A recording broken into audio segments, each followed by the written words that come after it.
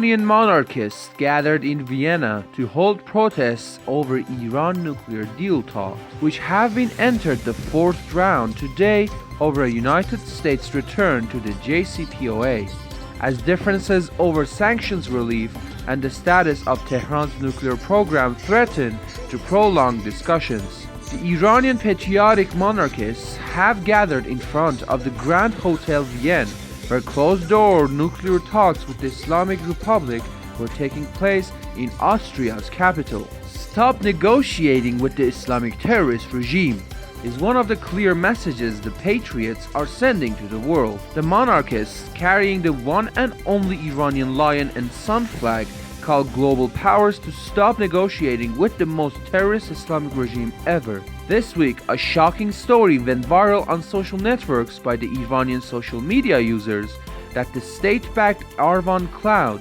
which provided content delivery network and cloud service to Iranians, was one of the sources that helped authorities to suppress the 2019 protests. The internet shutdown was ordered by the Supreme National Security Council and imposed by the Ministry of Information and Communications Technology under Rouhani's cabinet. The cloud service provider Arvan Cloud, which offers CDN, Cloud DNS, Cloud Security, Cloud Server, grew and developed under the so-called moderate Rouhani's cabinet, working closely with ICT, where it is governed by one of Tehran's top security figures, the telecommunications minister Mohammad Javad Azari Jahromi. The reliable sources say Arvan Cloud has a close affiliation with the FDO-IRGC and an official connection with the government.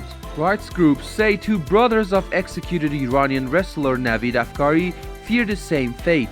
8 months after the Iranian wrestler Navid Afkari was unjustly executed in Shiraz, his brothers Vahid and Habib Afkari remain in prolonged solitary confinement in the same prison where they've also been tortured and threatened with execution. Iranian wrestler Navid Afkari was executed in Adel-Abad prison in September 2020 after being accused of killing a security guard during street protests. Iranian rights activist Shakila Monfared, who was serving her imprisonment at Tehran notorious Evin prison, was reportedly transferred to Varamin Qarchak prison, one of the dangerous and worst prisons in Iran.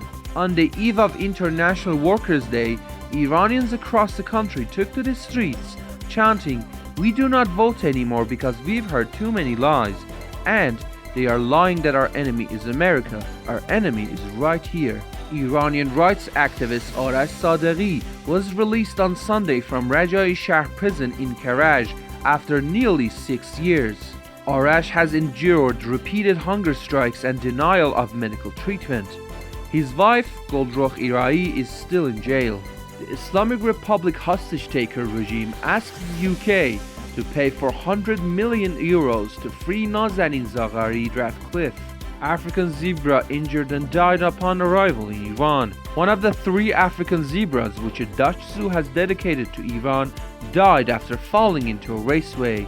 2 Iranian women died of suicide by setting themselves on fire for alleged family disputes. Iranian poet Qasem Ahaninjan died of cancer at 63 after the hospital refused to continue treatment because of poverty. The poet was evicted from the hospital 20 days ago after medical staff realized that he is unable to pay for treatment.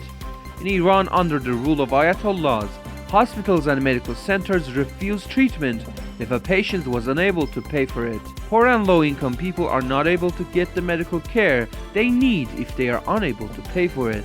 Young cross-border carrier, also known as Kulbar, Masoud Mohammadi, was shot and injured by the forces of the border regiment of the Islamic Republic in Bane Kurdistan province, western Iran. To make a living and survive, cross-border carriers ship goods across the borders on their back or horseback.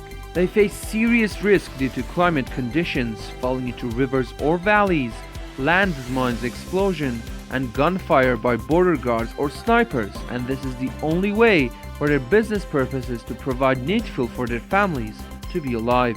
Peaceful gatherings by students in Iran turned violent after the Islamic agents used batons as the students protested over traditional exams. Students staged a protest against in-prison exams because distance learning was not well managed during COVID-19. A series of videos posted on social networks indicate public rage against the Islamic Republic. Written in Farsi, we will only go to the poll stations once again, when we will vote for a referendum to overthrow all of you, the murderers of Iranian people. No to elections, no vote to the Islamic Republic. No bread in the bread box, as well as no king in Iran. No to the Islamic Republic. My vote goes to overthrow the Islamic Republic. Long live the king. We want Shah, not Mullah. God damn you, Ruhollah, and Reza Shah rest in peace. The diplomat of the Islamic Republic, Asadullah Asadi, was found guilty of attempted terrorism in February after a failed plot to bomb a 2018 rally of a dissident group. Iranian-Norwegian Mohammad Davudzadeh Lolei was convicted of charges of espionage on behalf of the Islamic Republic and complicity in the failed assassination of an Iranian dissident by the Danish Supreme Court.